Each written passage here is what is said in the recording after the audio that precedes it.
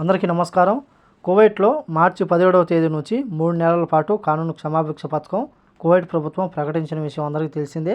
అలాగే కువైట్లో ఎవరైతే క్షమాభిక్ష ద్వారా తమ దేశాలకు వెళ్ళాలనుకుంటూ ఉన్నారో, ఇకామాను రెన్యువల్ చేసుకుంటూ ఉన్నవారు ఎవరైతే ఉన్నారో, రంజాన్ మాసం కావడంతో అయితే కేవలం ఒక షిఫ్ట్లో మాత్రమే అధికారులు పనిచేస్తూ ఉన్నారు, ఉద్యోగులు పనిచేస్తూ ఉన్నారు.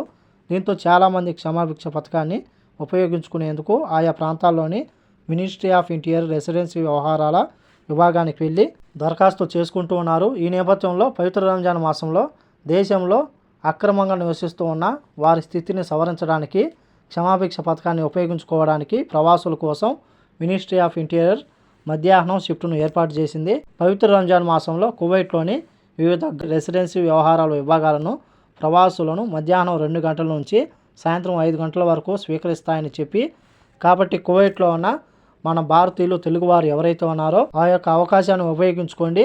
మధ్యాహ్నం 2 నుంచి 5 గంటల వరకు మీ దగ్గరలో ఉన్న రెసిడెన్సీ వ్యవహారాల విభాగానికి వెళితే అక్కడ మీరు కానూనుకు అప్లై చేసుకోవచ్చు. అంతకంటే ముందు మీరు మీ దగ్గర పాస్పోర్ట్ లేకపోతే కువైట్లోని ఇండియన్ ఎంబసీకి సంబంధించిన పిఎల్ఎస్ పాస్పోర్ట్ కార్యాలయంలో ఏవైతే ఉన్నాయో అక్కడికి వెళ్ళి వైట్ పాస్పోర్ట్ని అయితే చేయించుకోవాల్సి ఉంటుంది. దానికి సంబంధించి పూర్తిగా మన ఛానల్లో వీడియో అప్లోడ్ చేశాను, వైట్ పాస్పోర్ట్ ఎలా చేయించుకోవాలని చెప్పేసి. అలాగే ఈ యొక్క 3 నెలల కాలంలో వెళ్ళిన వారికి ఫింగర్ ఉండదు. అలాగే ఇండియాకు వెళ్ళిన తర్వాత కొత్త పాస్పోర్ట్ చేయించుకుని కొత్త వీసా మీద కువైట్కి రావచ్చు. అలాగే ఎటువంటి జరిమానా చెల్లించకుండా ఇండియాకు వెళ్ళొచ్చు. ఒకవేళ ఎవరైనా సరే జరిమానా చెల్లించి వాళ్ళ యొక్క అకామాను కూడా రెన్యువల్ చేసుకోవచ్చు అని చెప్పి మినిస్ట్రీ ఆఫ్ ఇంటీరియర్ తెలిపింది. కాబట్టి ఈ యొక్క అవకాశాన్ని ప్రతి ఒక్కరూ ఉపయోగించుకోవాలని కోరుకుంటూ, ఈ వీడియో నచ్చితే లైక్ చేయండి, షేర్ చేయండి, సబ్స్క్రైబ్ చేసుకోండి.